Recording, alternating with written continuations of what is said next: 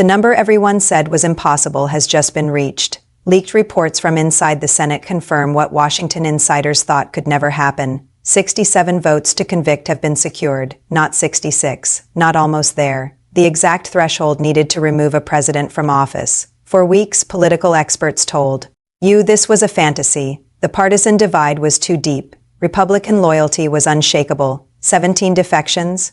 Impossible. They were wrong. This is Strategic Signal Report. I'm Sarah Mitchell, and tonight we're breaking down how the Senate reached the magic number that changes everything. What happened behind closed doors? Which Republicans flipped? And what comes next? Because this isn't about math. This is about the collapse of a political firewall that held for years. Stay with me. To understand what just happened, you need to understand why 67 is the magic number. The founders designed this threshold to be nearly impossible to reach. They demanded a supermajority so overwhelming that removing a president would require a significant portion of his own party to turn against him. 2/3 of the Senate, 67 votes. It's the highest bar in American politics for a reason. For Trump's defense team, the strategy was simple: hold the line at 34. Keep just 34 Republican senators loyal, and conviction becomes impossible. That was the firewall. That was the safety net. But tonight, according to multiple sources with direct knowledge of internal Senate counts, that firewall has been completely destroyed. The leaked whip count the internal tally leadership uses to track votes shows 67 senators prepared to vote guilty. That includes 17 Republicans crossing party lines. This isn't a slow erosion. This is structural collapse. For weeks, the conventional wisdom in Washington was that Republican senators would never break ranks. In these numbers, the fear of primary challenges was too great. The loyalty to Trump's base was too absolute. But if you've spent time watching how senators actually operate when their political survival is on the line, you know that loyalty in this town is fluid. What changed wasn't a sudden moral awakening. It was that the calculus of power fundamentally shifted. Sources describe what happened as a coordinated release, not a trickle of defections, but a group movement. Senators who had been privately complaining about the party's direction for years decided they couldn't wait any longer. And here's the critical mechanic. In the Senate, there's safety in numbers but death in isolation. If you're the lone Republican voting to convict, you're a target. You get primaried. You get exiled. But if you are one of 17, if you are part of a bloc that moves together suddenly, the dynamic changes completely. Let me take you inside what actually happened over the last 48 hours. Because the public announcement will just be the final ceremony of a process that has been churning violently out of sight. This decision wasn't made on the Senate floor during televised speeches.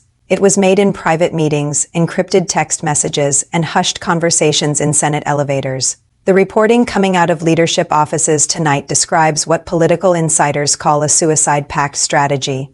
Here's how it worked. Moderate Republicans who wanted to convict knew they couldn't survive if they defected one by one. They'd be picked off by primary challengers and right-wing media. So they formed a bloc. They effectively told leadership, "I'll give you my vote, but only if you guarantee 16 others standing right next to me." It became a game of high-stakes coordination. They needed absolute certainty that the threshold would be met. For the last 48 hours, Senate leadership offices have effectively been confessionals. Senators walking in, closing doors, asking the same question. Is it real? Do we actually have the numbers? They didn't want to cast a protest vote that would ruin their careers for nothing. They wanted to know that if they pulled the trigger, the target would actually fall. Once leadership could confirm the 67 votes were locked in, the hesitation vanished. The fear of being labeled a traitor was replaced by the fear of being left behind. On a sinking ship, and here is what is crucial to understand, the defense team was betting everything on party discipline holding. They were making calls, threatening primary challenges, promising support, using every lever of influence to keep that number below 67. For a while, it looked like it was working, but there is a tipping point in every political scandal where the weight of evidence or the exhaustion of defenders becomes too much. What sources tell us is that the defense team simply ran out of leverage. They went to the well one too many times. The 17 Republicans crossing the line aren't a monolith. They represent 3 distinct groups, and understanding who they are explains how this happened. First, the retirees. These are senators not seeking re-election. They're liberated. They don't have to worry about primary challenges. They're thinking about their legacies, about how history will judge them. For them, this is an obituary vote. They were the easiest to secure the low-hanging fruit. Second, the institutionalists. These are senators who, believe deeply in Senate traditions, and are genuinely offended by attacks on democratic processes. They've been uncomfortable for years. They finally decided the damage to the institution was greater than any damage to their political standing. Third, and most surprising, the pragmatic ambitious. These are younger senators who want to be president someday. They've calculated that they can't win a primary with Trump in the field, but they also can't win a general election if they're seen as his enablers forever. They're gambling that by the time they run for higher office, the anger of the base will have faded or at least shifted to a new target. They're betting on the collective amnesia of American voters. This coalition is fragile. It's held together by shared interest in moving forward, not by unified moral conviction. And if you look closely at the statements being prepared, you'll see a wide range of justifications designed to muddy the waters. Some will cite specific evidence. Others will talk abstractly about accountability. Some might even blame the process while still voting guilty. This gives them something to say to angry constituents back home. I didn't want to do it, but the facts left me no choice. It's classic Washington theater. Do what needs to be done, but pretend you were dragged into it kicking and screaming. But here's what made this possible: the role of Senate leadership. The minority leader is a man who rarely speaks unless he's already won the argument. His silence over the last few weeks was deafening, and it was interpreted correctly by his caucus as a green light. He didn't have to whip votes for conviction personally. He just had to stop whipping against it by removing the threat of leadership. Retaliation, he removed the biggest structural barrier to reaching 67. It was a masterclass in passive power, steering the ship without ever touching the wheel where cameras could see. Now let's talk about the architects of this moment. Because while senators cast the votes, they didn't get here alone. The donor class left fingerprints all over this result. Reporting from the last 2 weeks indicates major Republican bundlers, the people who write seven-figure checks, started making quiet calls to leadership. The message was blunt: move on or we close the checkbook. You cannot overstate how much that terrified the caucus. These are politicians who spend half their time fundraising. When the money talks in Washington, it screams, and what it screamed this week was that the cost of doing business with Trump had become unsustainable. This financial pressure gave leadership the permission structure they needed. Then there's the media element. Watch how coverage has shifted on major conservative networks. It wasn't a sudden U-turn, but a gradual pivot. Primetime hosts started talking less about the sham trial and more about the future of the movement. They started floating the idea of a post-Trump party. This doesn't happen by accident. These talking points are tested and coordinated. It signaled to senators and to the base they fear that there might be life after conviction. It lowered the temperature just enough to make a guilty vote survivable. When a senator goes home to their district, they need to know the local radio host isn't going to call for their head. The softening of media narrative provided that essential cover. Meanwhile, the defense team committed strategic malpractice. They walked into the Senate acting like they were at a campaign rally. They played to an audience of one, their client, rather than the 100 senators who held the verdict. Sources close to the whip count say several wavering senators were deeply offended by the tone of the defense. They felt talked down too. When you tell a room full of lawyers and constitutional scholars that rules don't apply to your guy, you better have the votes locked down beforehand. The defense team's arrogance became its own permission structure. It gave fence-sitters a reason to say, I can't support this legal theory, rather than I am voting against the man. So what does reaching 67 votes actually mean? First, understand that this is about more than removing one president. It's about reasserting legislative authority over the executive branch. When 17 members of a president's own party vote guilty, the partisan witch hunt defense evaporates completely. This provides political cover for everyone involved. Democrats can say they followed the law. Republicans who flipped can say they were compelled by overwhelming evidence. But let's be clear about the human calculation underneath all this constitutional language.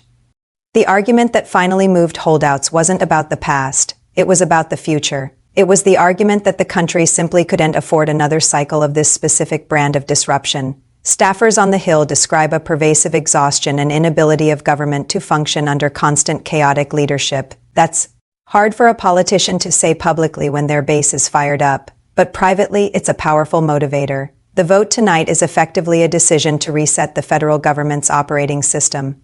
They're deciding the current glitch is fatal and a reboot is necessary. For you watching at home, this matters because the stability of the presidency dictates the stability of the entire system. When the executive branch is paralyzed by scandal, the actual work of government stops. Agencies don't get direction. Problems don't get solved. Crises don't get managed. You worry about grocery prices, your kids' schools, job security. A Senate trial feels like distant reality TV. But the reason this matters is that presidential instability filters down to your daily life in ways you don't always see immediately. The decision these 67 senators are making is about whether the system can correct itself when it is broken. Let's talk about what happens next, because this is where the drama plays out on your screen. Senate impeachment rules are rigid. When the roll is called, each senator must stand at their desk and verbally cast their vote. There's no hiding, no electronic board where you can press a button and slip out. You stand up and say guilty or not guilty while the entire world, and more importantly, the former president, is watching. This public nature is what kept the number uncertain for so long. But the whip count leaked tonight tells us that fear of that public moment has been overcome by the assurance of the group. The 67 votes represent a complete reconfiguration of the Republican Party's relationship with its most dominant figure. It means the fear of the base, which paralyzed the caucus for years, was finally outweighed by a different fear. Perhaps it was fear of historical judgment, perhaps fear of the precedent being set, or perhaps, and this is the most cynical but often most accurate interpretation, fear that the ship was sinking and it was time to find a lifeboat. Once the outcome becomes certain, once the internal count hits the magic number, the calculus flips entirely. Senators who were staunch defenders yesterday are thinking about their legacies today. They're thinking about how history books will be written, and they're deciding they don't want to be on the losing side of a historic vote.